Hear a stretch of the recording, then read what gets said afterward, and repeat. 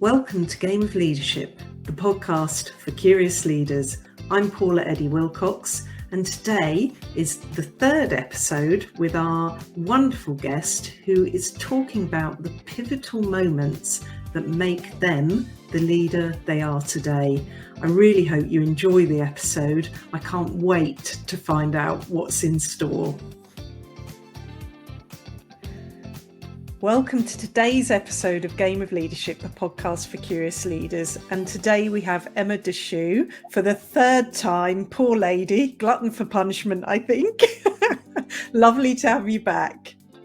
Great to be back. Absolutely great. And absolutely not glutton for punishment. It's really enjoyable chatting to you.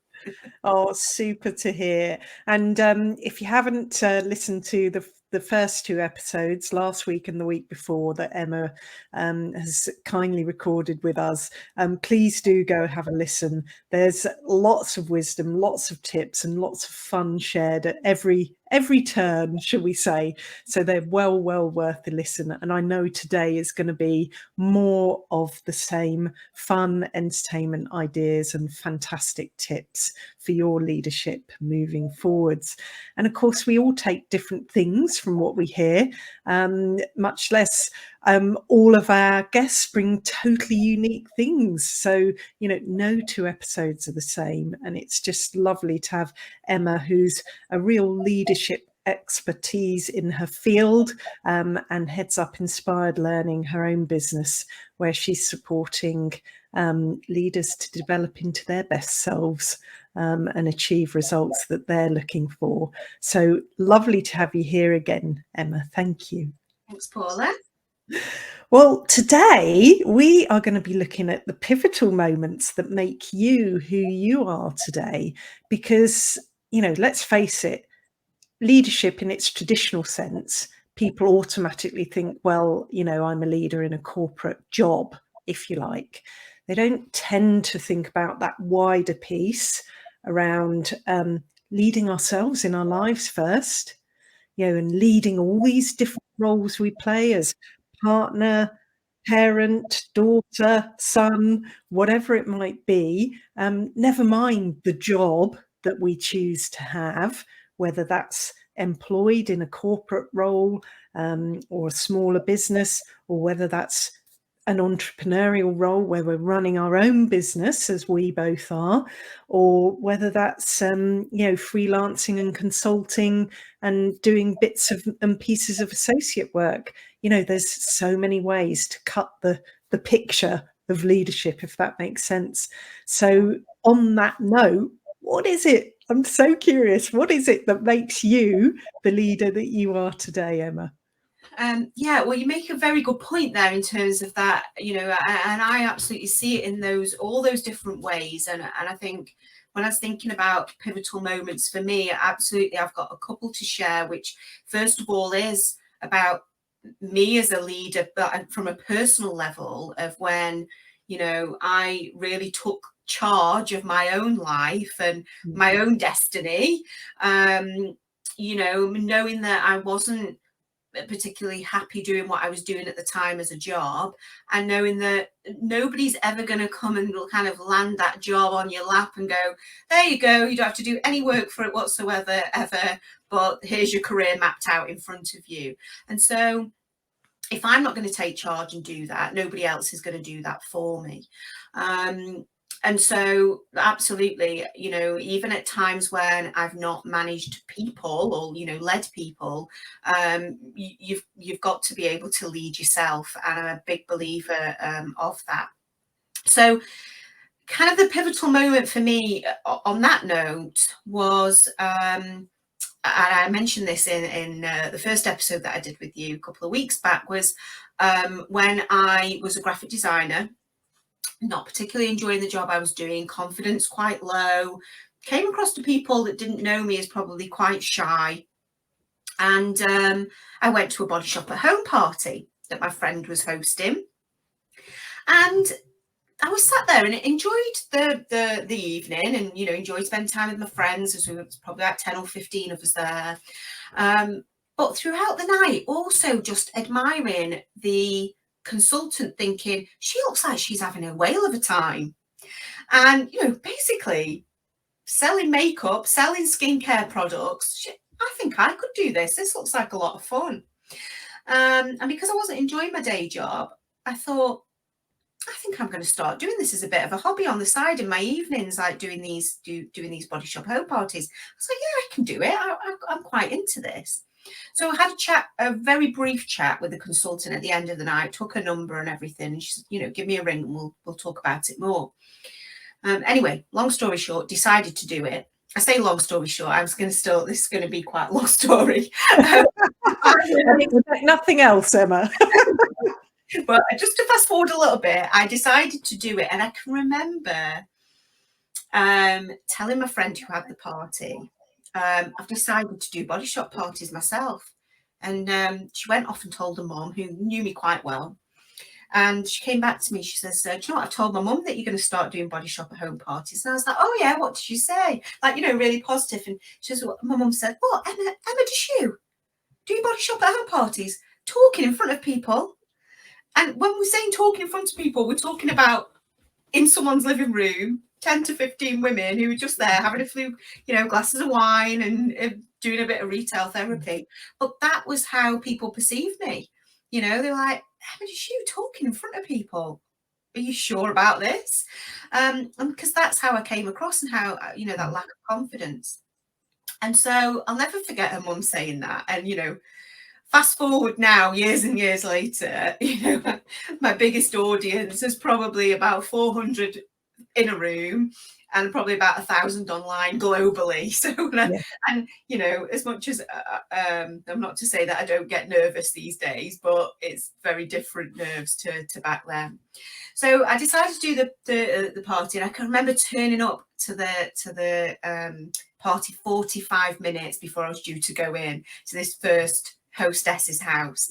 And I pulled up, turned the engine off, was holding onto the steering wheel still though, even though the engine was off and the car was parked, like just holding onto it for dear life. Like my hands were just prized around it, breathing in and out.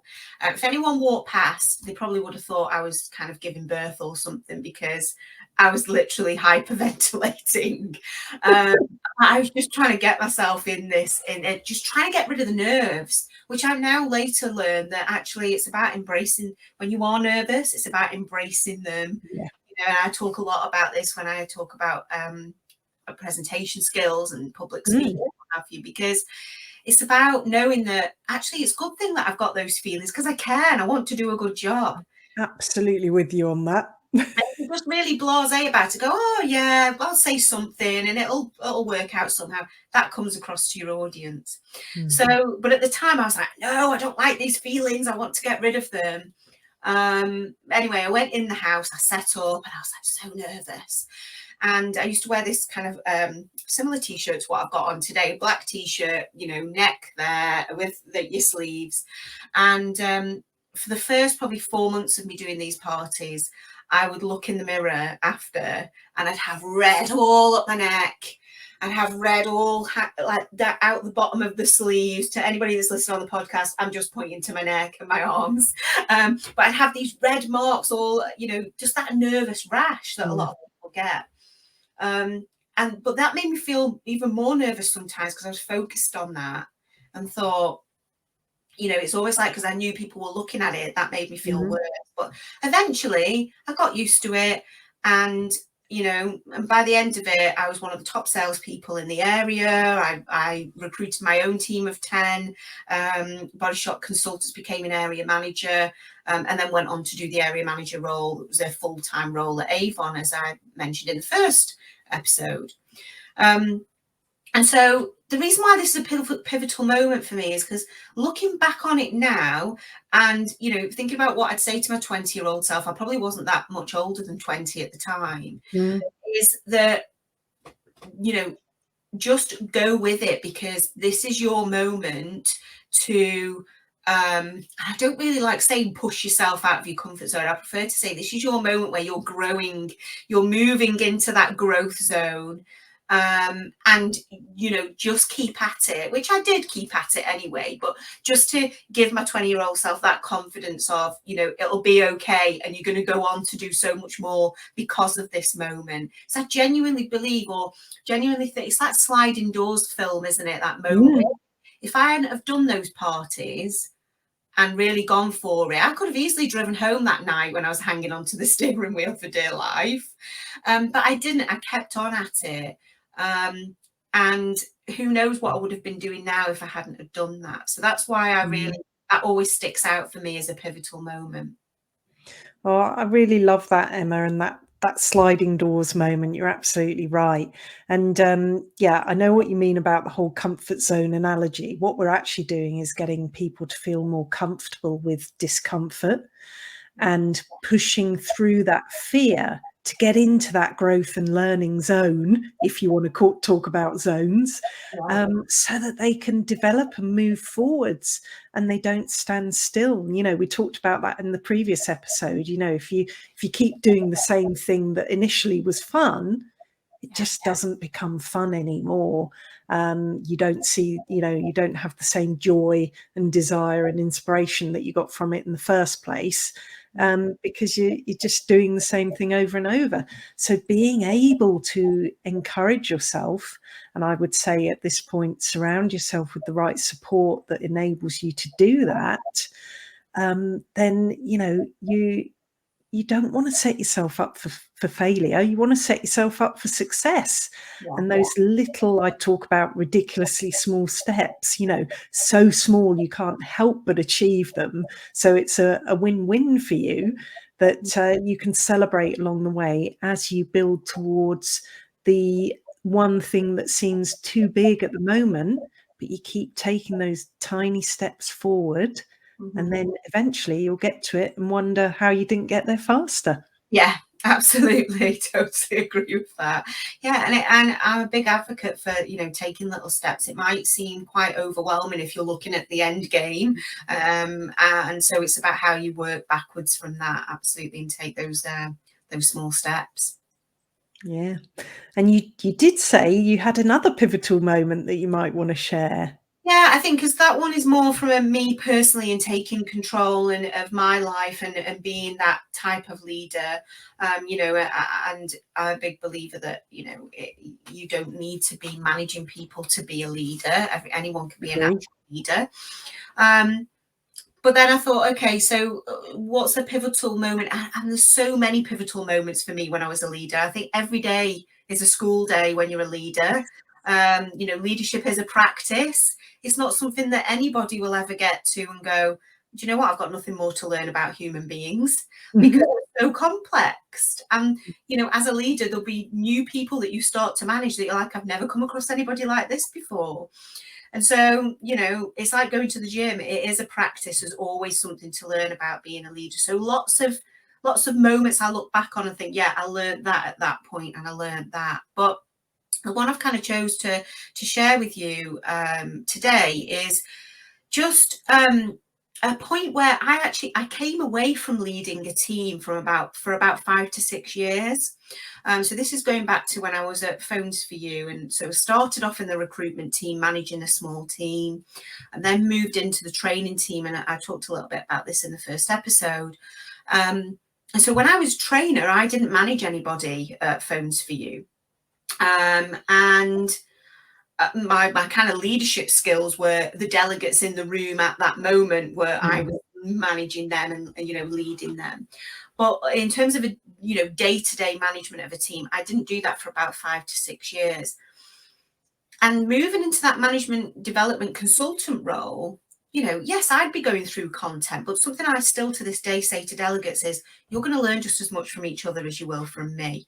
And I'm going to facilitate for you to have great conversations, share best practice, share your challenges, and you'll learn just as much. But you know what? When they were having those conversations, I was also learning from them.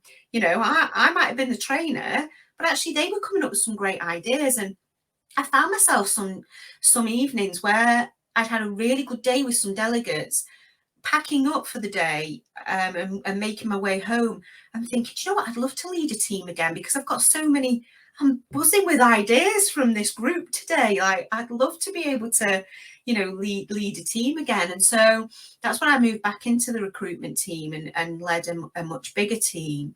But I was so kind of ready, full of ideas, and chomping at the bit really to get going and lead the team again. And so I came in full of energy, from what I'd learned from being in that training team, and a newfound confidence in me as well, I suppose.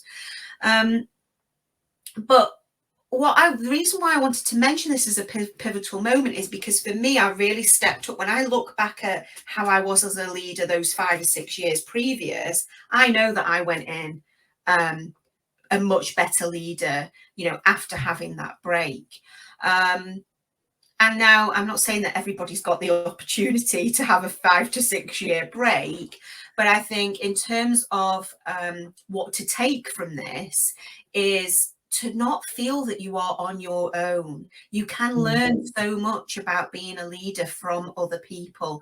When I deliver leadership training now, so many people, they obviously get a lot from the content that we go through, but there's nothing better than getting a group of people together that don't normally see each other day to day, because they work maybe across the country or globally. They've never really met before, but they work for the same company.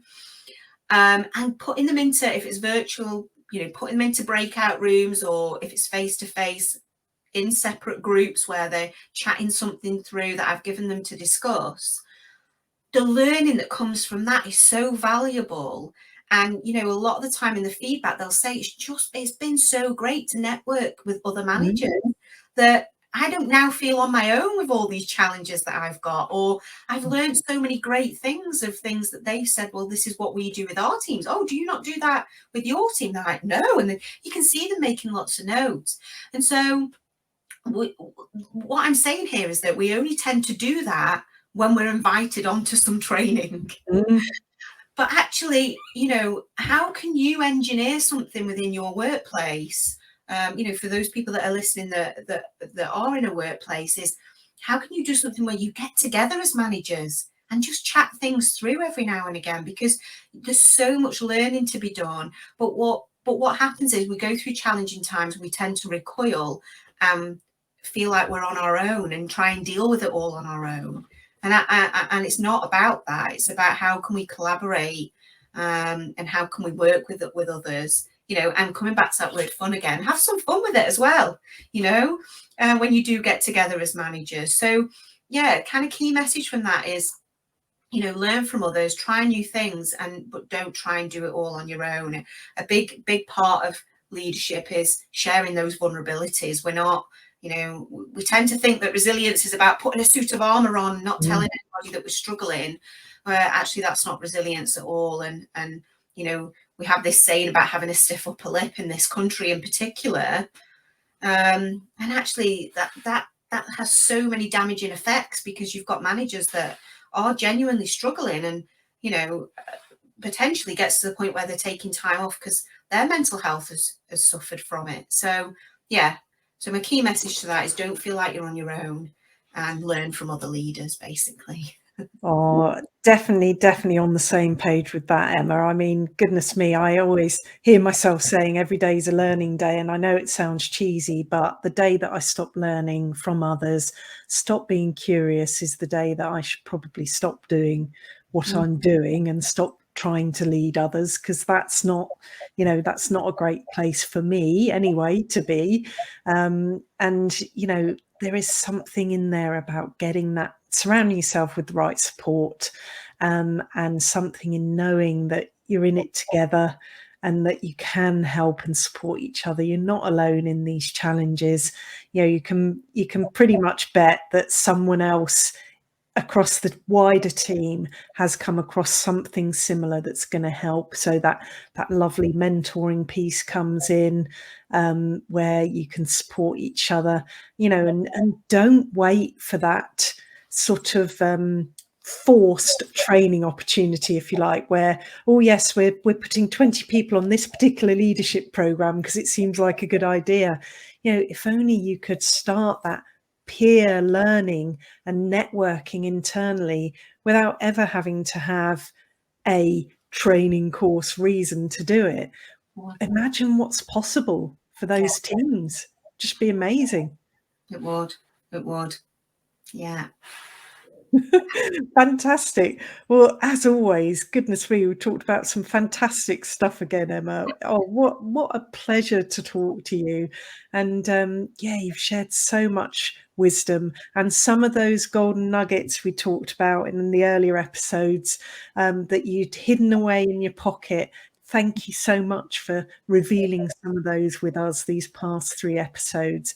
And I know that we're not going to have another episode together, but I do hope you A, know you'd be very welcome, but B, would want to come back and chat to us again at some point in the future. Absolutely. I've really enjoyed it. It's been an absolute pleasure. So thank you for asking me, Paula. Oh, you're so welcome. And yeah, I love the name Inspired Learning. I can, getting to know you more and more as I have done over the last couple of years has been wonderful. And I know why it's called Inspired. Thank you for your inspiration, Emma. Thank you so much. We'll see you again soon. Take care. See you soon. Thank you.